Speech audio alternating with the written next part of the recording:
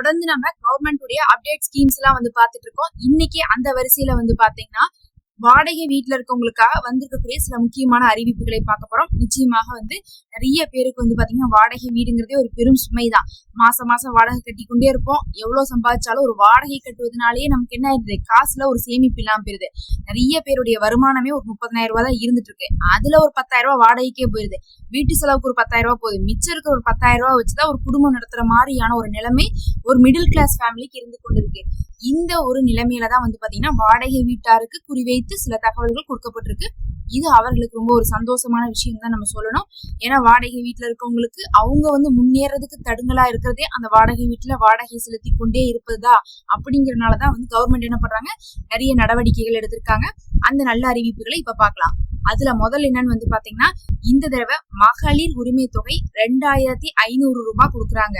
யாருக்குன்னு பாத்தீங்கன்னா 60 வயசு கீழே. அதே மாதிரி 3,000 ரூபாய் கொடுக்குறாங்க. யாருக்குன்னு பாத்தீங்கன்னா 60 வயசுக்கு மேல. கீழேனா 2,500, மேலனா 3,000 ரூபாய் கொடுக்குறாங்க. இதை யாருக்கு கொடுக்க போறாங்கன்னு பாத்தீங்கன்னா வாடகை வீட்டுல இருக்கவங்களுக்கு முன்னுரிமை கொடுத்து கொடுக்க போறாங்க. ஏன் அப்படி கொடுக்குறாங்கன்னா, ஏன்னா அவங்க சொந்த இடம் கூட இல்லாம சம்பாதனையில வாடகையை கட்டி வாழ்ந்துட்டு இருக்காங்க. வாடகையே அவங்களுக்கு பெரும் சுமையா இருக்கு. அதுக்கே கடன் வாங்குற நிலைமை இருக்கு.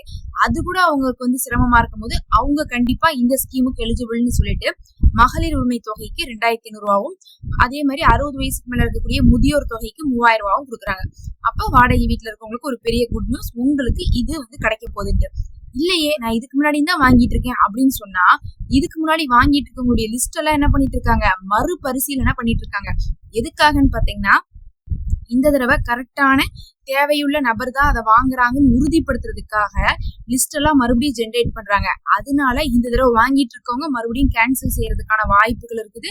அவங்களை ரிஜெக்ட் பண்றதுக்கான வாய்ப்புகள் இருக்கு. இல்லாதவங்கள ஆட் பண்றதுக்கான வாய்ப்பு இருக்கு. நிறைய பேர் சொல்றாங்க, நாங்க வாடகை வீட்டுலதான் சிஸ்டர் இருக்கோம், ஆனாலும் எங்களுக்கு பாத்தீங்கன்னா மகளிர் உரிமை தொகையை கிடைக்கலன்னு வருத்தப்பட்டாங்க. கவலைப்படாதீங்க. இந்த தடவை யாரெல்லாம் போன தடவை ஏமாத்தி வாங்கினாங்களோ, சிலர்லாம் பாத்தீங்கன்னா கார் வச்சிருக்காங்க, வீடு வச்சிருக்காங்க, நல்ல வசதி இருக்கு, அவங்களுக்கு மாசம் மாசம் மகளிர் உரிமை தொகை போயிட்டு இருந்துச்சு. அப்படி இருக்கிறவங்கள கண்டுபிடிச்சு ரிமூவ் பண்ணி போட்டு அவசியமானவங்களை என்ன பண்ண போறாங்க, டார்கெட் பண்ணி அவங்களுக்கு கொடுக்க போறாங்க. அதனால இதுவரையும் வாங்கிட்டு இருந்தாலும் சரி, இந்த தடவை நம்ம வாங்குறதுக்குமே இதெல்லாம் செக் பண்ண போறாங்க. அதுல வாடகை வீட்டுல இருக்கவங்க பயப்பட தேவையில்லை. நீங்க போன தடவை வாங்கிட்டு இருந்தாலும் உங்களுக்கு இந்த தடவை கிடைக்கும். இதுவரை வாங்காதவங்களுக்கு இந்த தடவை என்ன பண்ணுவாங்க, புதுசா கொடுக்க போறாங்க அப்படிங்கிற ஒரு பெரிய நல்ல செய்தியை சொல்லியிருக்காங்க.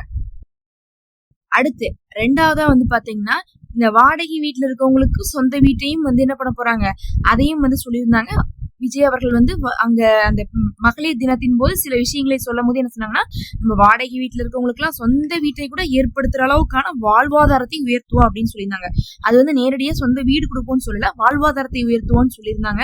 எல்லாருக்குமே 2 சக்கர வாகனம் வீட்டுல இருக்கணும் அப்படிங்கறத சொல்லியிருந்தாங்க. அதுக்கான சில முயற்சிகள் பண்ணிட்டு இருக்காங்க. சிலருக்கு பட்டா கொடுத்துட்டு இருக்காங்க. யாரெல்லாம் பட்டா இல்லாம இருந்துட்டு இருக்காங்களோ அவங்களுக்கு பட்டா கொடுத்துட்டு இருக்காங்க. யாரெல்லாம் ரொம்ப நெருக்கடியான ஒரு இடத்துல இருந்துட்டு இருக்காங்களோ அவங்களுக்கு எல்லாம் இடம் ஒதுக்கி கொடுத்துட்டு இருக்காங்க. அதே மாதிரி வருங்காலத்துல வாடகை இல்லாதவங்களுக்கும் இடம் இவ்வளோன்னு சொல்லிட்டு கொடுக்க போறதாக செய்திகள் வந்து கொண்டுதான் இருக்கு. அப்படியே ஸ்டெப் பை ஸ்டெப்பா போய் வாடகை வீட்டுல இருக்கவங்களுடைய தரத்தை உயர்த்த போறதாக சொல்லியிருக்காங்க. அதுல பார்க்கும்போது வாடகை வீட்டுல இருக்கவங்களுக்கு ஒரு சில சலுகைகளும் என்ன பண்றாங்க, ஏற்படுத்தி தரப்போவதாக சொல்லியிருக்காங்க. சில ஸ்கீம்ஸ் எல்லாம் பாத்தீங்கன்னா வாடகை வீட்டுல இருக்கவங்களுக்கு தான் முன்னுரிமை கொடுக்க போறதா சொல்லியிருக்காங்க. எப்படி நம்ம முதல்ல மகளிர் உரிமை தொகை சொன்னமோ அதே மாதிரி நிறைய இருக்குது. அந்த மாதிரி நிறைய ஸ்கீம் சொல்லியிருக்காங்க. அத்தனை ஸ்கீம்ஸையும் பாத்தீங்கன்னா வாடகை வீட்டாருக்கு முன்னுரிமை கொடுக்கும்போது அவங்களுடைய வாழ்வாதாரம் உயரும். அந்த சேமிப்புல அவங்க என்ன பண்ணுவாங்க, சொந்த வீட்டுக்கு போவாங்க அப்படிங்கக்கூடிய ஒரு கருத்துலதான் இது செஞ்சுட்டு இருக்காங்க. அடுத்து ரொம்ப முக்கியமா வாடகை வீட்டுல இருக்கவங்களுக்கு வாடகை கொடுக்கறது மட்டும் பிரச்சனை இல்ல, அந்த ஹவுஸ் ஓனருமே பிரச்சனையா இருந்துட்டு இருக்காங்க. பல இடங்கள்ல சண்டை சச்சரவு கேஸ் ஆகி இன்னும் தீர்ப்பு வராம இருக்காமா. 2006ல இருந்து இன்னும் தீர்ப்பு வரலையாமா. பாத்துக்கோங்க, அந்த அளவுக்கு எல்லாம் என்ன பண்ணிருக்காங்க, வாடகை வீட்டுல இருக்கவங்களுக்கும் ஹவுஸ் ஓனருக்கும் சண்டையெல்லாம் வந்திருக்கு. அதனால என்ன பண்றாங்கன்னா, இனிமேல் அந்த மாதிரி சண்டையெல்லாம் வரக்கூடாதுன்னா என்ன பண்ணும் அப்படின்னு சொல்லிட்டு என்ன பண்ணிருக்காங்க, கவனிச்சு பார்க்கும்போது ஒரு சில விஷயங்கள் தான் சண்டையை ஏற்படுத்துது, அதை நம்ம ரூல்ஸா கொண்டு வரணும். அதுக்கப்புறம் இவங்களுக்குன்னு தனியா ஒரு கமிட்டி ஃபார்ம் பண்ணி அந்த கமிட்டி மூலமாகவே அவங்க என்ன பண்ணும், நேர்வழிப்படுத்தணும் அப்படிங்கிற மாதிரி என்ன பண்ணிருக்காங்க, முடிவு பண்ணிருக்காங்க. சென்ட்ரல் கவர்மெண்ட் கூட இந்த மாதிரியான முயற்சியை மேற்கொண்டாங்க. அதே மாதிரி நம்மளுடைய ஸ்டேட் கவர்மெண்ட் இந்த மாதிரியான விஷயத்தை செய்ய போறதாக சொல்லி கொண்டிருக்காங்க. இன்னும் செய்யல, இனிமேல் தான் அதை ஆரம்பிப்பாங்கன்னு சொல்லப்படுது. அப்படி அவங்க ரூல்ஸ் போட்டு சில விஷயத்தெல்லாம் சரி செய்ய போறாங்கன்னு சொன்னோம்ல, அதுல ஒரு சில தகவல்கள் வந்திருக்கு. முதல் விஷயமே பாத்தீங்கன்னா வாடகை வீட்டுல இருக்கிறவங்களுக்கு வாடகை அதிகமா வந்து சுமத்துறாங்க. ஒவ்வொரு வீட்டுக்கு வித்தியாசம் இருக்கு. சிலர் வந்து 10,000 ரூபாய் கொடுக்குறாங்க, சிலர் வந்து 12,000 ரூபாய் சொல்றாங்க. 2 பெட்ரூம்க்கே வந்து பாத்தீங்கன்னா கணக்கு இல்லாம போயிட்டு இருக்கு. அதே மாதிரி வந்து பாத்தீங்கன்னா அட்வான்ஸ் எல்லாம் ஆளாளுக்கு அவங்கவுங்க இஷ்டத்துக்கு கேக்குறாங்க. அவங்களுக்கு காசு தேவையா இருந்தா 4 லட்ச ரூபாய் கூட அட்வான்ஸ் வாங்கிக்கிறாங்க. அதே காசு தேவையில்லாட்டினா 2 லட்ச ரூபாய் கூட அட்வான்ஸ் வாங்கிக்கிறாங்கன்னு சொல்லிட்டு நிறைய குற்றச்சாட்டு எழுதுறதுனால அட்வான்ஸ் அப்படிங்கிறது வாடகையுடைய 2 மாதத்தை மட்டும்தான் வாங்கணும் அப்படிங்கிற மாதிரியும், அதே மாதிரி வந்து பாத்தீங்கன்னா வாடகை அப்படிங்கிறது ஒவ்வொரு ஏரியாவை பொறுத்து தீர்மானிச்சு ஒரே மாதிரி வைக்கணும் அப்படிங்கிற மாதிரியும் வந்து என்ன பண்ணுது, பேசப்படுது. பார்க்கலாம். ஏன்னா அந்த மாதிரி செட் பண்ணிட்டாங்கன்னா இந்த ஏரியால இருக்கக்கூடிய 2 ரூமு இருக்கிற வீடுகள், அதே மாதிரி அந்த இடம், அந்த ஸ்கொயர் ஃபீட்டு இதெல்லாம் பொறுத்து வந்து என்ன ஆகும்னா உங்களுக்கு வாடகை வந்து தீர்மானிக்கப்படும். அப்படி தீர்மானிக்கப்பட்ட ஹவுஸ் ஓனர்கள் வந்து அவங்கவுங்க ஆசைக்காக அதிகமா வச்சுக்க முடியாது. சிலர் வந்து ரொம்பவே வந்து கருத்தில் கொண்டு வந்து கரெக்டா தான் வைக்கிறாங்க, சிலர் வந்து ரொம்ப ஜாஸ்தியா வைக்கிறாங்க. அந்த மாதிரியான விஷயங்கள் தவிர்க்கப்படும். அதே மாதிரி ரொம்ப முக்கியமாக நிறைய ரூல்ஸ் போடுறாங்களாமா வாடகை வீட்டுக்கு வர்றவங்கள. அதுவும் ரொம்ப ஸ்ட்ரிக்டா வந்து கண்காணிச்சுட்டே இருக்காங்களாமா. வீட்டுக்குள்ள கேட்காமலாம் உள்ள வந்துடுறாங்களாமா. சும்மா எப்ப பார்த்தாலும் அவங்களுடைய மத சடங்குகளை கூட வந்து என்ன பண்றாங்க, செய்ய சொல்றாங்களாமா. நாங்க இந்த நாள்ல என்ன பண்ணுவோம், இப்படி வச்சுப்போம், அந்த நாள்ல அதை செய்வோம்னு சொல்லிட்டு அதை வச்சுட்டு வந்து நான்வெஜ் செய்யக்கூடாது, அது பண்ணக்கூடாது, இது பண்ணக்கூடாது, நிறைய ரூல்ஸ் போட்டு அதுல வேற பாதி இடத்துல பிரச்சனையா இருக்கு. அதனால இப்ப என்ன சொல்லியிருக்காங்கன்னா, நீங்க வாடகைக்கு ஒருத்தவங்களை வைக்கிறீங்கன்னா அவங்க வந்து உங்களுக்கு வாடகை கொடுத்துட்டு தான் இருக்கிறாங்கனால அது அவங்களுடைய வீடு, அவங்க காலி பண்ணிட்டு போற வரையும் நீங்க எந்த டிஸ்டர்பும் பண்ணக்கூடாது அப்படிங்கிற மாதிரியும் சொல்லியிருக்காங்க. இதுக்கெல்லாம் வந்து ஒரு கமிட்டி ஃபார்ம் பண்ணி அந்த கமிட்டிட்ட வந்து ஏதாவதுன்னா கம்ப்ளைண்ட் பண்ற மாதிரியும், அதே மாதிரி வாடகைக்கு யாரையாவது நம்ம குடி வச்சோம்னாலும் இல்ல வாடகைக்கு வந்தவங்களும் சரி என்ன பண்ணணும், 3 மாசத்துக்குள்ள வந்து ரெஜிஸ்டர் பண்ணணும். ஃபர்ஸ்ட் வாடகைக்கு வந்தவங்க ஆதார்ல அட்ரஸை மாத்தி நான் இங்கதான் இருக்கிறேன்னு சொல்லணும்.